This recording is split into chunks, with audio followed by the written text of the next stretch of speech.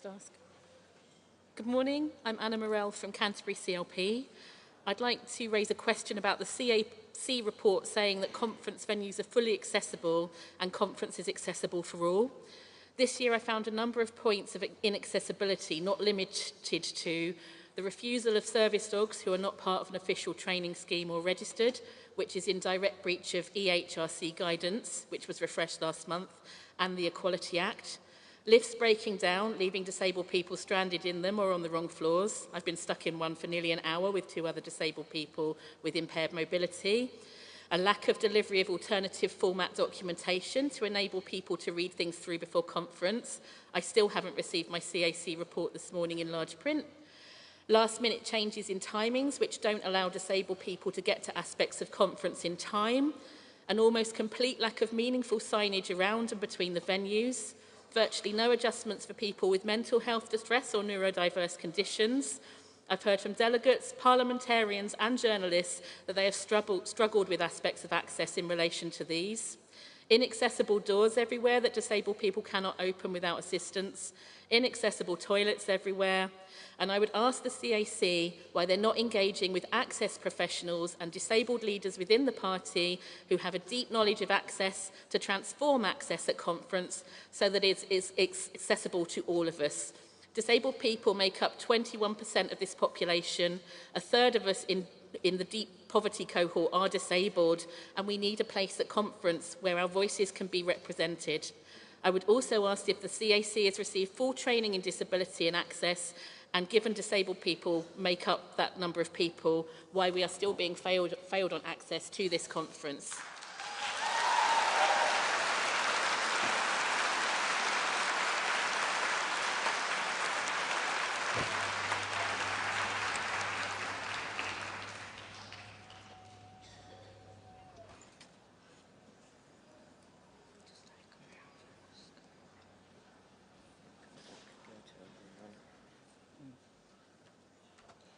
Hi, comrades. Everyone knows we've got a packed agenda. You know, you talked about the packed agenda. I'm a bit worried that there's the 4... To say who you are. Oh, and Dave Kirk from Leeds Central and Headingley CLP. The 4 items, or the 4 motions in the 55-minute session, including the keynote speech, doesn't, I think, give justice. So I'm going to ask if anything that can be done to maybe rearrange some of those motions into the earlier session, or perhaps if we can be extended by half an hour or something to allow more time for that debate, because I just think it's too short for those important items. Thank you. Thank you. Is there anyone else? No? No one else at the desk, is there? No one else? No? No, there's nobody at the desk. Okay, there's no one else, Lynn, but take your time. Yep.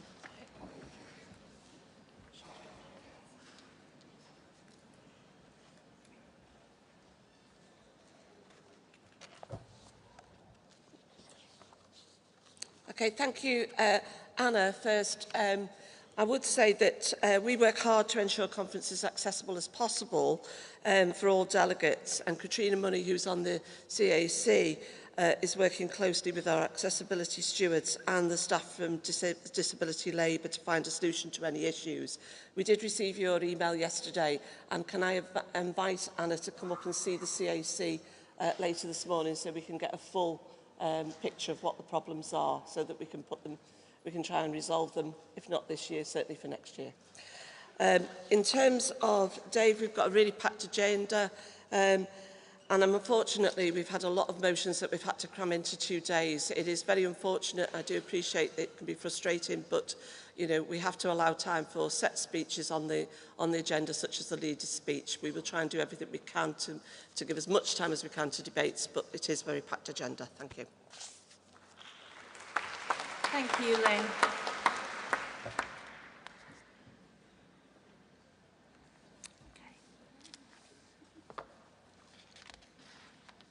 So now we need to take the vote on the CAC report. Can I see all those in favour of accepting the report? Thank you. And anyone against? That's very clearly carried. Thank you, delegates. Thank you. Thanks, Lynn. I just need to change.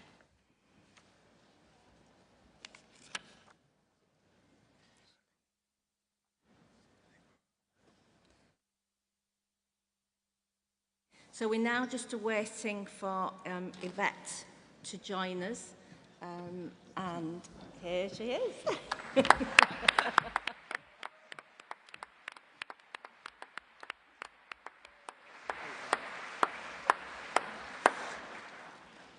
So, conference, to open the debate on safe and secure communities, we have our Home Secretary, Yvette Cooper. To introduce Yvette, please welcome Pooja Kanda.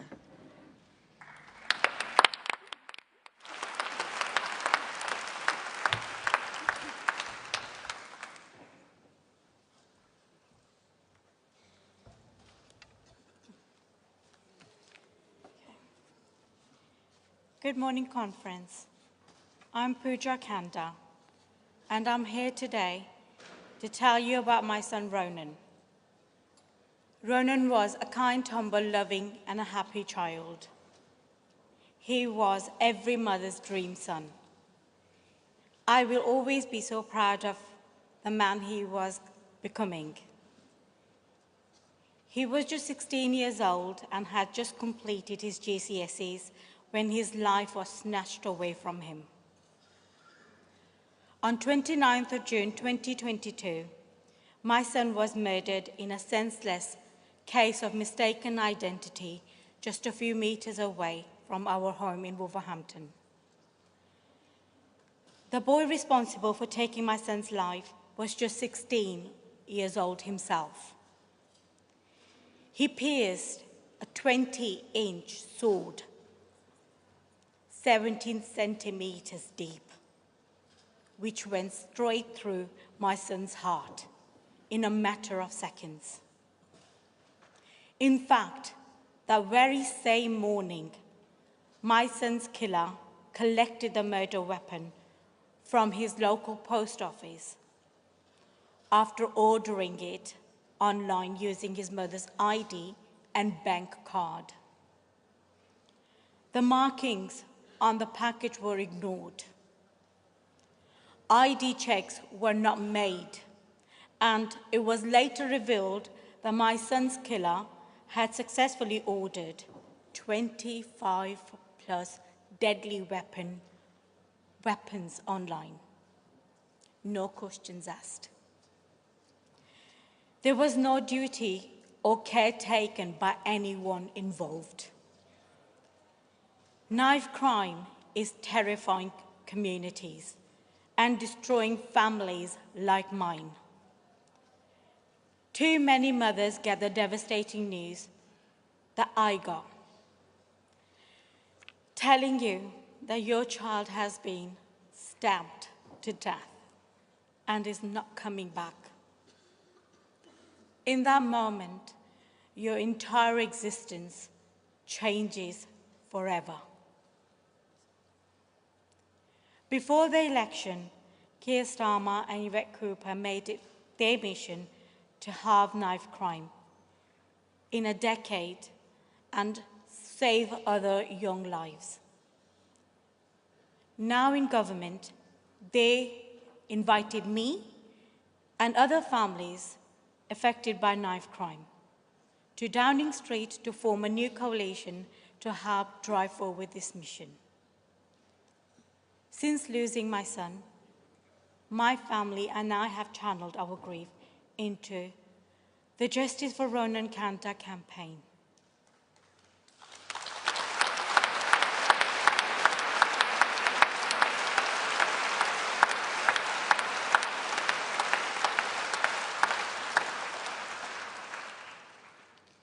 Which aims to right the wrongs that led up to the worst day of our lives.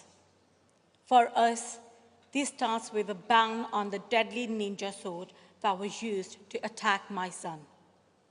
In opposition, Yvette made a commitment to bring this in.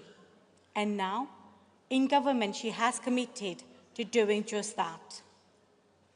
I and other families will work closely with this new Labour government to stamp out the scourge of serious violence on our streets. So to hear more about the government's Safer Street mission, please welcome Home Secretary Yvette Cooper.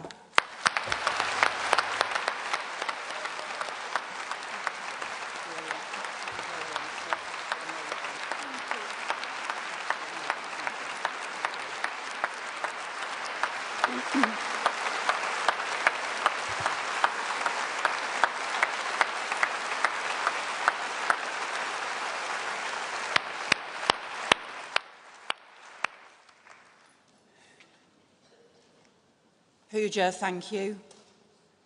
Thank you for your words. Thank you for your courage. It is just 2 years since Ronan was killed, but Pooja has not stopped fighting for him since. Fighting for Ronan, fighting for other children, for other mums and dads, because no parent should have to go through this unimaginable pain. So Pooja, we salute you, we support you, and now we are in government, we will back you in your fight to save young lives.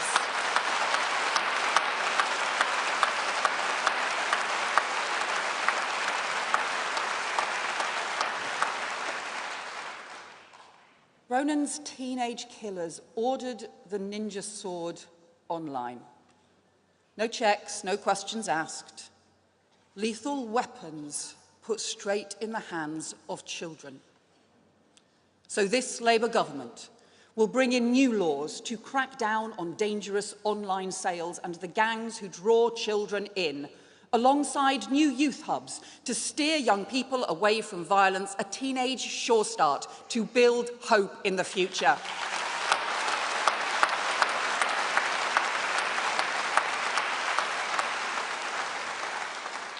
And we will make it a mission for our whole country to halve knife crime in a decade. And yes, this Labour government will pass Ronan's law, a ban on ninja swords.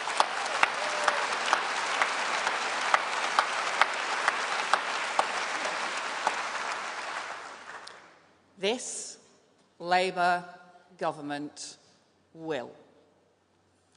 It's 15 years since I've been able to say those words at a Labour Party conference. All those years we said things but couldn't do them.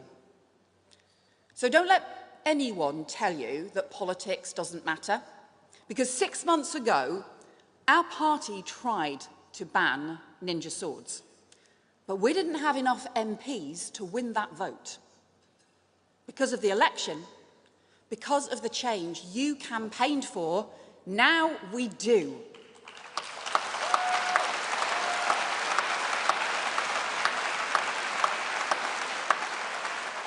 And you know, 10 years ago, I called for buffer zones around abortion clinics. But we weren't in government. We couldn't make it happen. Now we can, and yes, we have, because no woman should be harassed on the way to a healthcare appointment that is her legal right.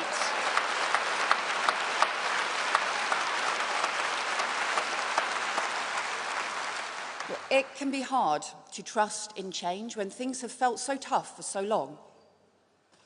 And a year ago, at this conference, I warned about the depth of the damage the Tories had done in 14 years, how they'd taken a wrecking ball to the criminal justice system, so criminals laugh at the law, how they left communities to fracture so criminals and extremists step in. Conference 8 weeks ago, when the unbearable news broke about a horrendous attack in Southport on little children at a summer dance club. From all across the country, our hearts went out to the loved ones of little Alice, Bibi and Elsie. And that's where all our thoughts should have stayed. The following day, I met the police officers, paramedics and firefighters who were first on the scene that day and whose bravery in the face of such trauma saved many young lives. But within hours, The same Southport police were under attack, facing missiles, bottles and bricks, the most shocking, violent insult to a grieving community and the police officers protecting them, a total disgrace.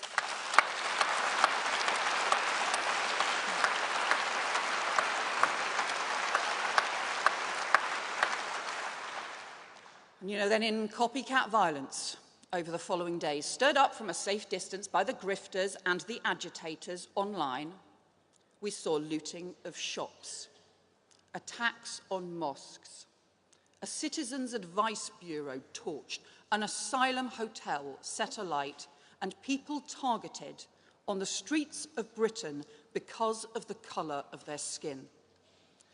And here in Liverpool, on County Road, the burning of Spellow Library, a place where children grow to read, left in ashes. And I spoke to some of those children who live around the library in Walton, and one told me how scared she was that night, how her mum switched off all the lights in the house and told her to stay quiet and sit on the stairs as bins were being set alight along her street. So don't anyone tell me that was protest. Don't anyone tell me that was about immigration or policing or poverty. Plenty of people have strong views on immigration, on crime, on the NHS and more, but they don't pick up bricks and throw them at the police. They don't set light to buildings with people inside. It was arson. It was racism. It was thuggery. It was crime.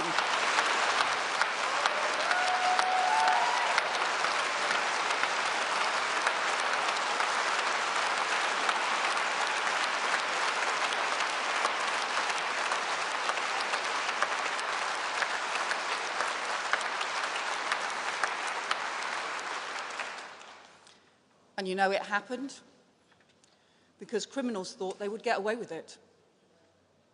They saw the cracks in the system, the impunity that built up through the Tory years.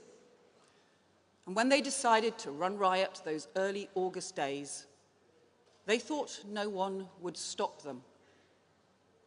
They were wrong. With Keir Starmer's leadership, this Labour government made clear that we would back our police, not blame them. We would stand up for our courts, not undermine them. We would pull our communities together, not divide them. We stood up for the rule of law. Decent people stood up for their communities, and together we put the disorder down.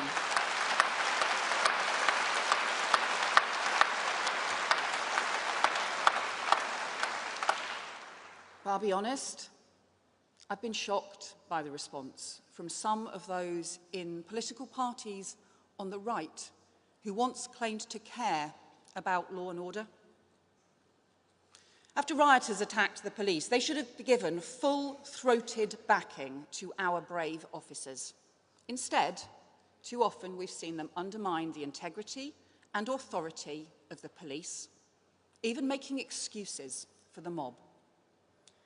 If you remember back in the run-up to Armistice Day last year, disgraceful slurs that were made against the police, which made it harder for them to do their job that day, were treated as a sacking offence for a Tory Home Secretary.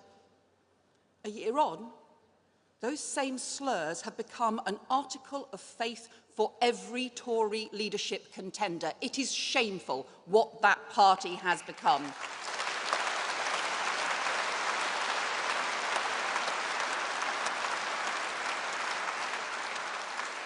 The Tories, with their mates in reform, are just becoming right-wing wreckers, undermining respect for the rule of law, trying to fracture the very bonds that keep communities safe. They have nothing to offer but fear, division and anger, but that's not who we are. That's not what Britain is about.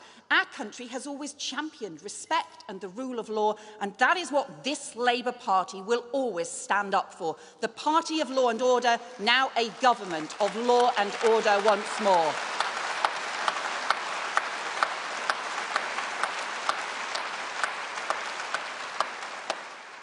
And nor will we let disorder and violence silence a serious debate on immigration, something that's been missing for too long amid the chaos, the gimmicks, and the damaging ramped-up rhetoric. A serious government sees that net migration has trebled because overseas recruitment has soared while training has been cut right back, and says net migration must come down as we properly train young people here in the UK. A serious government sees an asylum system in chaos and says we have to clear the backlog and end asylum hotels.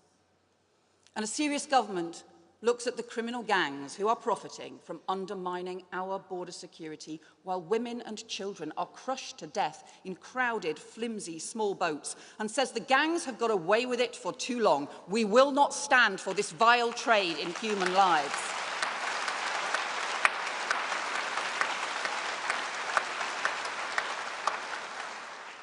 A serious government knows that immigration is important, and that is why it needs to be properly managed and controlled so the system is fair. So rules are properly respected and enforced, but we never again see a shameful repeat of the Windrush scandal that let British citizens down.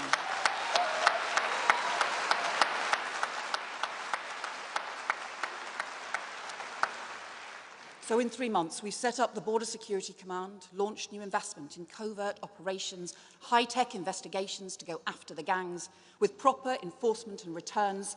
And instead of spending £700 million employing 1,000 people to send 4 volunteers to Rwanda, we are boosting our border security instead, because the best way to do that is to work with countries on the other side of our borders, not to just stand on the shoreline shouting at the sea.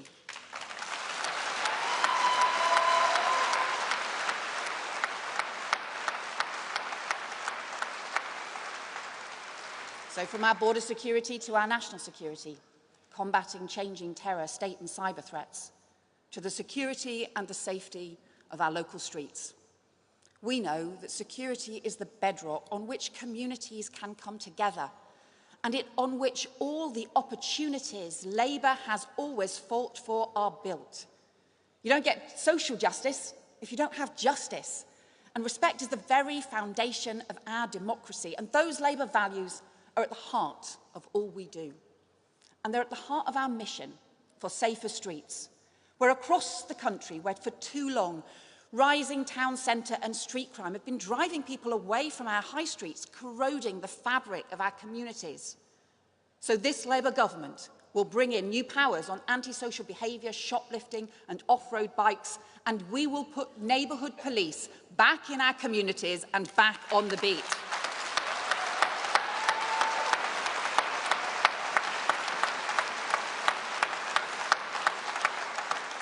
And yes, after years of Co-op and USDOR campaigning, this Labour government will introduce a new law on assaults on shop workers, because everyone has the right to work in freedom from fear.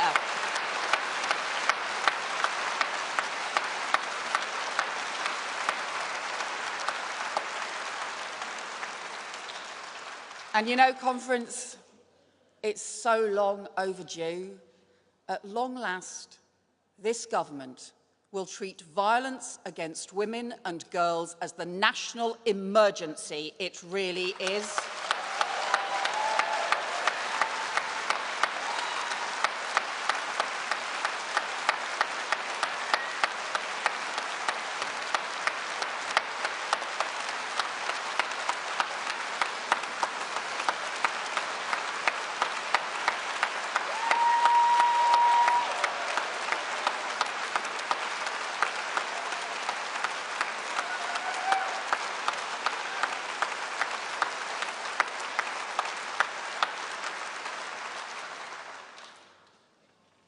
When Ranim Uda called the police 4 times the night she was killed, no one came. So in Ranim's name, this Labour government will put domestic abuse specialists in 999 control rooms, overhaul protection orders, and go after dangerous perpetrators who put lives at risk. New laws on spiking and online image abuse, a radical, ambitious Labour mission for the whole of government, for the whole of the country, to halve violence against women and girls in a decade, because we cannot and we will not let the next generation of women and girls face the same violence as the last Our daughters deserve better than this.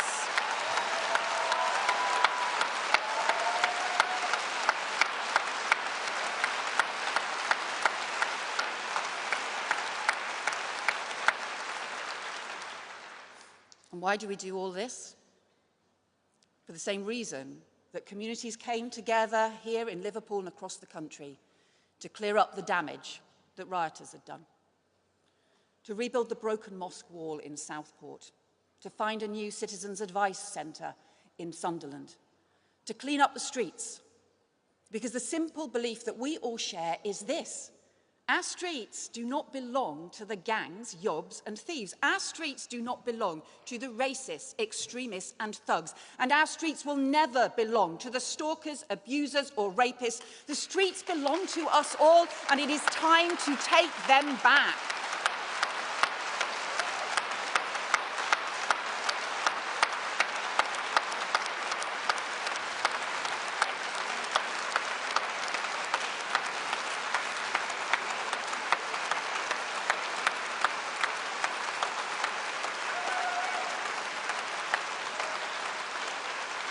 So, conference. Of course the work is hard. As a poet once said, our sleeves will grow ragged from rolling them up. But if you need hope that together we can deliver, just look down the road again at Spellow Library. After the fire, a young mum from Netherton, here with us this morning, Alex McCormick, started a fundraiser. And donations are poured in from all over the world. Thousands of books, hundreds of thousands of pounds. And already the Labour Council, Labour Mayor and community are restoring and rebuilding Spellow Library better than ever before. So when Alex said, let's show the world what community in Liverpool really means, she did her city proud. She did our country proud. Up from the ashes, a symbol of hope, a model of what our country can do. So leave the politics of fear, division and decline to others. The politics of hope is ours. The future belongs to us all. Let change begin. Thank you, conference.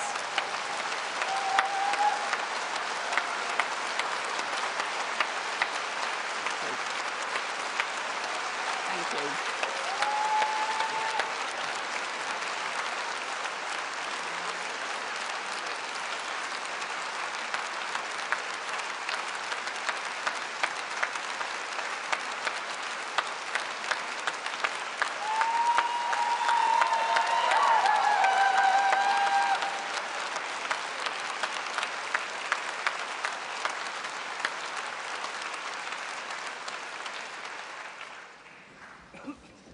Wow, thank you, Yvette. That was absolutely wonderful.